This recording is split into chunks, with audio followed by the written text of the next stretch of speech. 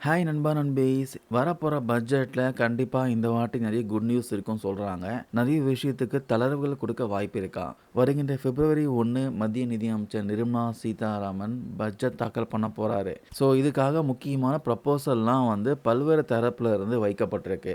அதில முக்கியமா பார்த்தீங்கன்னா, சிஐஐ சொல்லுவாங்க. இந்திய தொழில்துறையுடைய கட்டமைப்பு தலைவரும், அப்புறம் ஐடிசி தலைவர், நிர்வாக இயக்குனரான சஞ்சீவ் பூரி இவர் தான் வந்து நெறைய விஷயம் வந்து ப்ரப்போசல் கவர்மெண்ட்டுக்கு வச்சிருக்காரு. ஃபர்ஸ்ட்டு அவர் என்ன சொல்லியிருக்காருன்னா, Reserve Bank of India monetary policy அப்போ கண்டிப்பா சம் ரிலாக்சேஷன் குடுத்தாகணும்னு சொல்லியிருக்காரு. நம்ம நாட்டுடைய பணவீக்கம் வந்து கேள்விக்குறியா இருக்காம். அத வந்து கண்ட்ரோல் பண்ணோம்னா, கண்டிப்பா ரிசர்வ் பேங்க் ஆஃப் இந்தியா ஒரு சில நடவடிக்கை எடுத்தாகணுன்ட்டு வலியுறுத்தியிருக்காரு. நம்ம நாட்டுடைய பொருளாதாரம் பார்த்தீங்கன்னா, மந்த நிலையில இருக்கு. அத மீட்டெடுக்க கண்டிப்பா நாணய கொள்கையில தளர்வுகள் அவசியமா குடுத்தாகணும்னு சொல்லியிருக்காரு.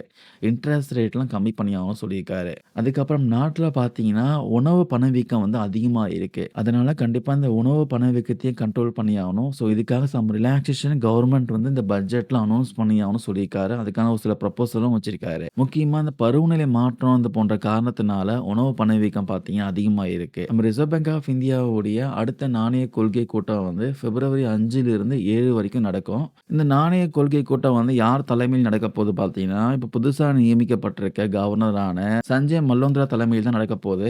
அதனால இந்த கூட்டத்தில பார்த்தீங்கன்னா, மத்திய அரசின் கோரிக்கைக்கு ஏற்ப நெறைய விஷயத்துக்கு ரிலாக்சேஷன் குடுக்க வாய்ப்பு இருக்கு. பட்ஜெட்ல அனௌன்ஸ் பண்ண உடனே இந்த கூட்டத்தில பார்த்தீங்கன்னா, நெறைய விஷயத்துக்கு வந்து ரிலாக்சேஷன் குடுக்க வாய்ப்பு இருக்குன்னு சொல்றாங்க. வெயிட் பண்ணி பார்க்கலாம். அதுக்கப்புறம் அவர் என்ன ப்ரொபோசல் வச்சிருக்காருன்னா, இந்த குறைந்த வருமானம் உள்ள குடும்பங்களுக்கு கண்டிப்பா பணவீக்கம் பாதிப்பு வந்து தணிக்க எரிபொருள் மீதான கலால் வரிய குறைக்கணும்னு சொல்லியிருக்காங்க.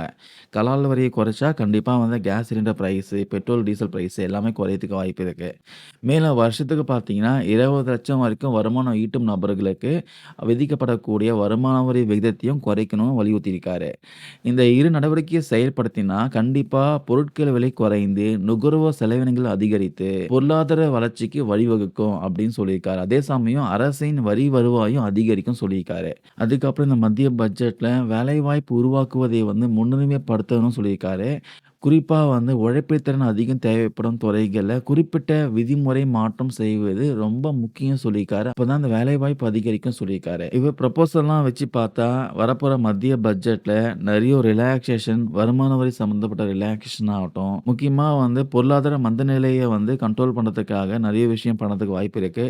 முக்கியமா பேங்க் செக்டார்ல பார்த்தீங்கன்னா, இன்ட்ரெஸ்ட் ரேட்லாம் கம்மியாவதுக்கு வாய்ப்பு இருக்கு. அதுக்கப்புறம் எரிபொருள் மீதான வரியும் கம்மி பண்ணதுக்கு வாய்ப்பு இருக்கு. வெயிட் பண்ணி பார்க்கலாம். இந்த பதிவையும் நான் ஷேர் பண்ண அப்டேட்லாம் யூஸ்ஃபுல்லா இருக்கும்னு நெனைக்கிறேன். தேங்க் யூ நண்பா, நண்பீஸ்.